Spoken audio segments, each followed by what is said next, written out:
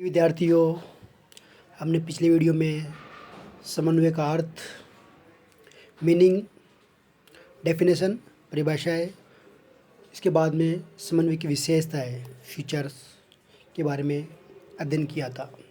आज हमारा अध्ययन का विषय होगा समन्वय प्रबंध का सार है। Coordination is the essence of management. समन्वय प्रबंध का सार कहा जाता है।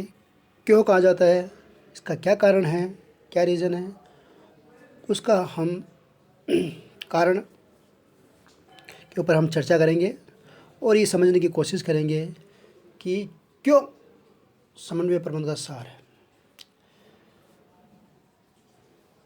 सबसे पहले हम देखते हैं प्रबंध कार्यों में समन्वय रसा बसा है, जो कि हमने पिछली वीडियो में जो समन्वय की विशेषता का अध्ययन कर रहे थे, वहाँ पे हमने देखा था प्रबंध कार्यों में समन्वय रसा बसा रहता है।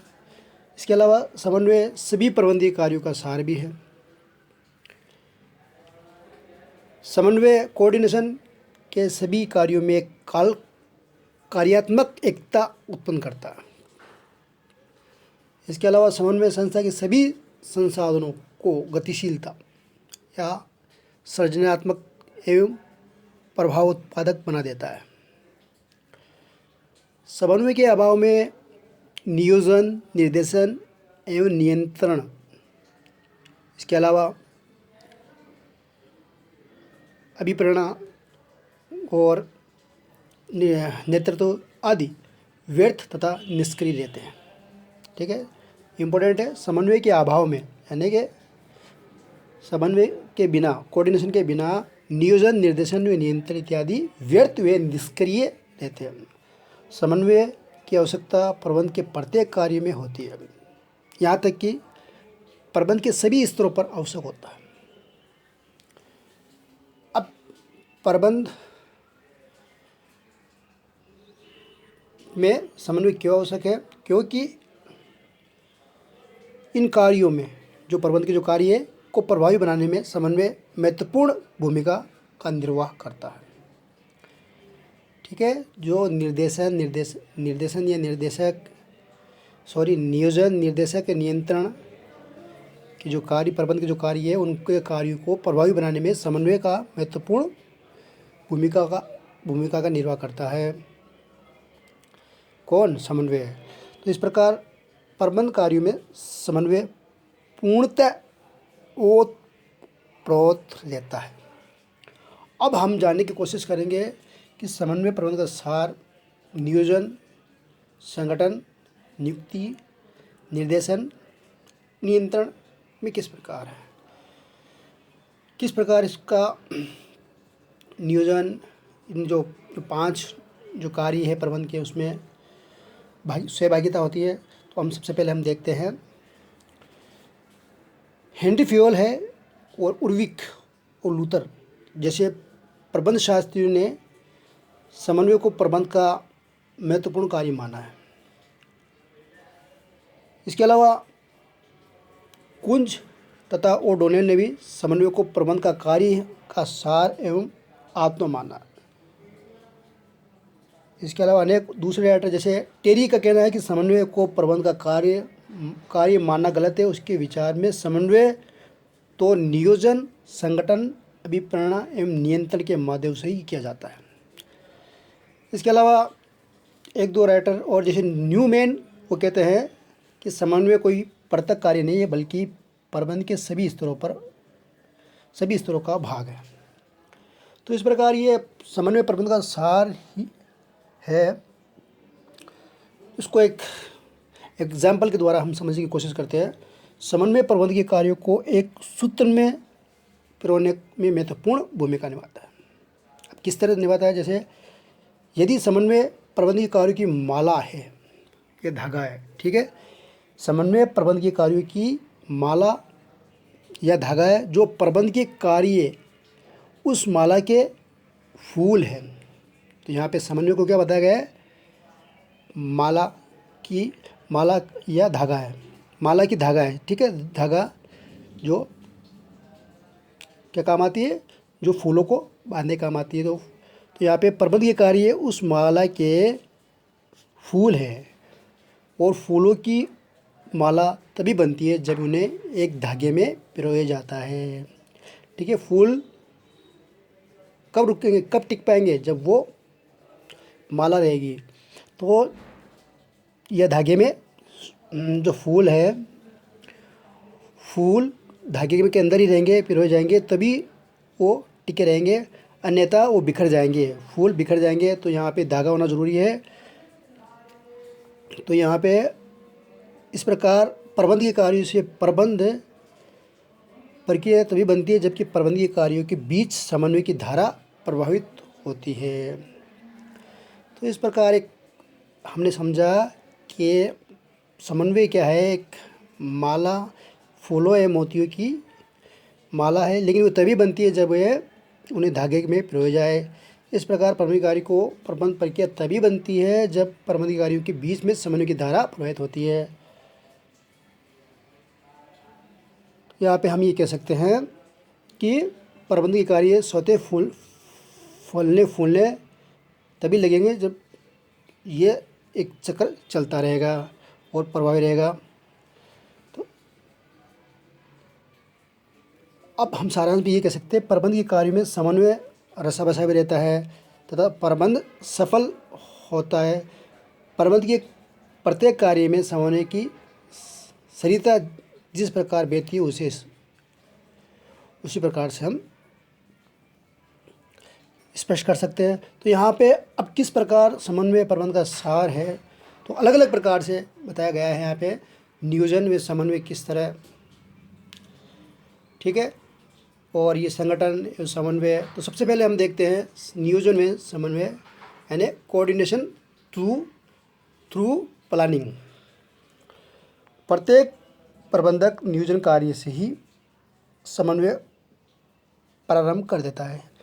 ये हम जानते हैं कि प्रबंध का जो प्रथम कार्य वो क्या है, नियोजन है, प्लानिंग है। तो यहाँ पे प्लानिंग से ही, नियोजन से ही समन्वय स्टार्ट हो जाता है। प्रभावी नियोजन के लिए सभी विभाग या उपविभाग के नियोजन का संस्था के संपूर्ण नियोजन के बीच समन्वय करने का प्रयास किया जाता है। इन सभी की योजनाओं में एकरूपता सुनिश्चित करने का प्रयास किया जाता है तथा उप विभागों में प्रबंधक एवं कर्मचारियों की समस्या है। इम्पोर्टेंट बात यह है इसमें, जो योजना के जो उद्देश्य हैं एवं संसाधनों में संतुलन बनाए रखने का प्रयास किया जाता है। इसके अलावा प्रबंधक एवं कर्मचारियों की समस्याओं एवं इच्छाओं अथवा उनके समाधान के विकल्पों के संबंध में भी विचार विमर्श डिस्कस किया जाता है। इस प्रकार प्रबंध नियोजन कार्य से ही प्रभावी समन्वय स्थापित करने का प्रयास प्रारंभ हो गया था। इस पर हम कह सकते हैं कि प्रत्येक प्रबंधक नियोजन कार्य से ही प्रभावी समन्वय स्थापित करने का प्रयास प्रारंभ कर देता है।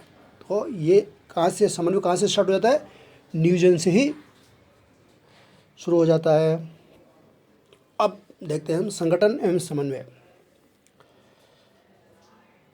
मुने हैं जो विद्वान हैं, प्रबंध के विद्वान, वो कहते हैं समन्वय संगठन के सिद्धांत की संपूर्ण व्याख्या करता है।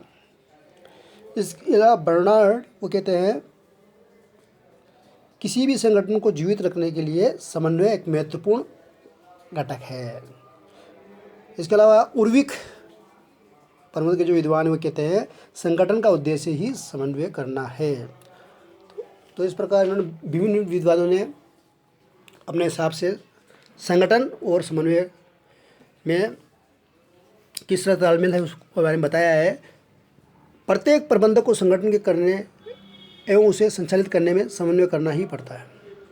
प्रत्येक प्रबंधक को संगठन करने एवं उसे संचालित करने में समन्वय करना ही पड़ता है। संगठन का निर्माण करने के लिए सर्वप्रथम कार्यों का विभाजन किया जाता है और विभिन्न विभागों व्यक्तियों के बीच में बांटा जाता है।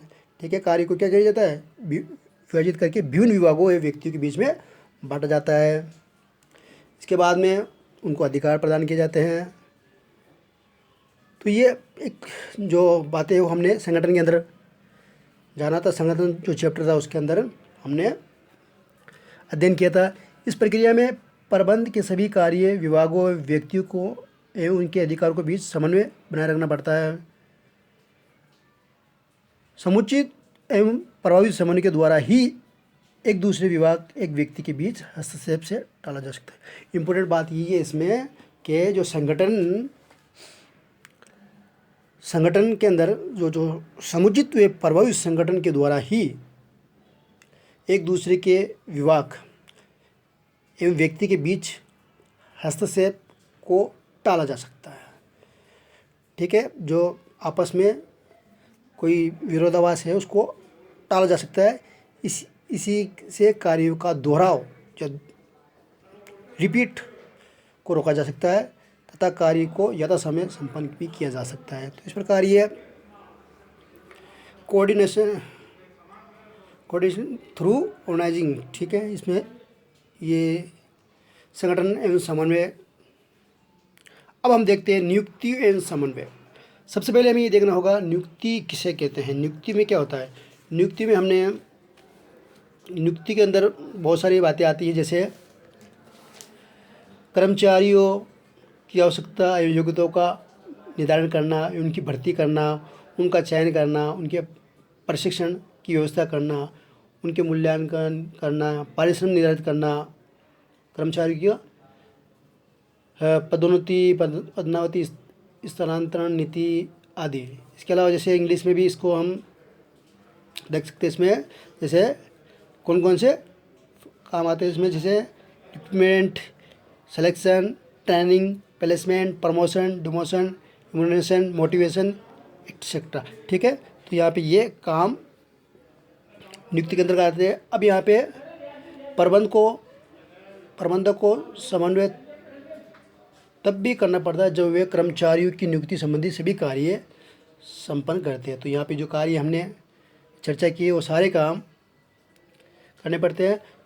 इसे कर्मचारी की आवश्यकता योग्यताओं का निर्धारण जो है करना पड़ते हैं। तो इस प्रकार तो यहाँ पे समन्वय के द्वारा ऐसा करने पर सही स्थान पर सही व्यक्ति को लगाया जा सकता है।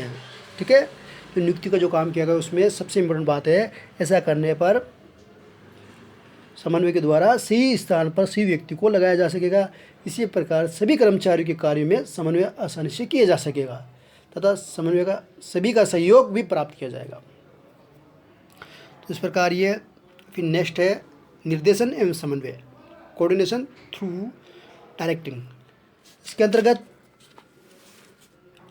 निर्देशन कार्य में समन्वय महत्वपूर्ण भूमिका निभाता है।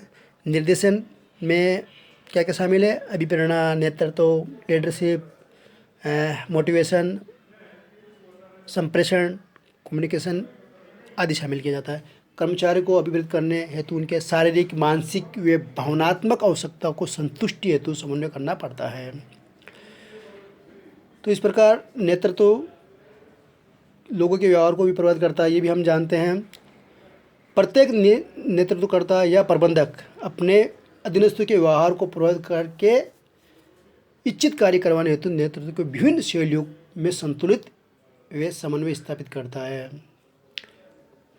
प्रभावी पर्यवेक्षक या संप्रेषण से प्रभावी समन्वय करना आसान हो जाता है। तो इस प्रकार ये भी समन्वय के द्वारा ही ये पॉसिबल है। अब यहाँ पे लास्ट है नियंत्रण एवं समन्वय, कोऑर्डिनेशन थ्रू कंट्रोलिंग। इसके अंतर्गत नियंत्रण प्रबंधक का वह कार्य जिसमें वास्तविक कार्य परिणामों को निर्धारित लक्ष्य की तुलना की जाती है। ठीक है, नियंत्रण में क्या होता है? प्रबंधक का वह कार्य जिसमें वास्तविक एक्चुअल कार्य परिणामों की निर्धारित लक्ष्य की तुलना की जाती है।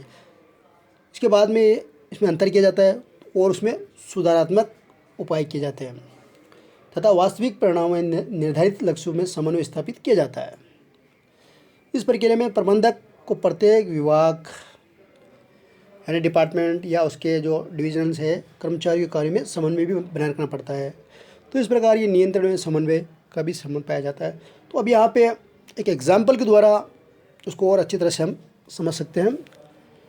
समन्वय के अभाव में प्रबंध के कार्य अपेक्षित परिणाम नहीं दे सकते, ये हम जानते हैं। समन्वय के कारण ही प्रबंध के कार्य प्रबंध प्रक्रिया का स्वरूप प्राप्त किए जा सकते हैं। इसका एग्जाम्पल ये है कि हम देखते हैं, सबसे पहले हम ये जानते हैं कि समन्वय के अभाव में सभी कार्य अलग अलग होंगे जिससे अपेक्षित परिणाम प्राप्त नहीं किए जा सकते। एग्जाम्पल इसका यह है कि जिस प्रकार कार के सभी पुर्जे खरीद लेने से कार नहीं बन जाते, ठीक है, जो कार होती है उसके सभी पुर्जे खरीद लेने से कार को नहीं बनाया जा सकते, ठीक उसी प्रकार प्रबंध के सभी कार्य करने से प्रबंध के कार्य करने से प्रबंध नहीं हो जाता। कार के पुर्जों का सही संयोजन, ठीक है, कौन सा पुर्जा कहाँ लगाना है, पुर्जों का सही संयोजन करने से ही कार का निर्माण होता है। ठीक उसी प्रकार प्रबंध कार्यों का सही समन्वय होने पर ही प्रबंध कार्यों से अपेक्षित परिणाम प्राप्त हो पाते हैं। तो इस प्रकार हम ये कह सकते हैं, कहा जा सकता है कि प्रबंध क्या है, हम समन्वय प्रबंध का सार या आत्मा है। तो प्रत्येक प्रबंध के प्रत्येक कार्य में समन्वय शामिल है। समन्वय के अभाव में प्रबंध के कार्य अपेक्षित परिणाम नहीं दे पाते हैं। समन्वय के अभाव से सभी कार्य अलग अलग होंगे जिससे अपेक्षित परिणाम नहीं हो पाएंगे। समन्वय के कारण ही प्रबंध के कार्य प्रबंध प्रक्रिया का स्वरूप प्राप्त होते हैं। अतः समन्वय प्रबंध का सार या आत्मा है। इंग्लिश में as it becomes clear from the above description that coordination permeates all the managerial functions. Coordination is really the essence of management. के तो इस प्रकार ये समन्वय प्रबंध का सार का टॉपिक पूरा होता है।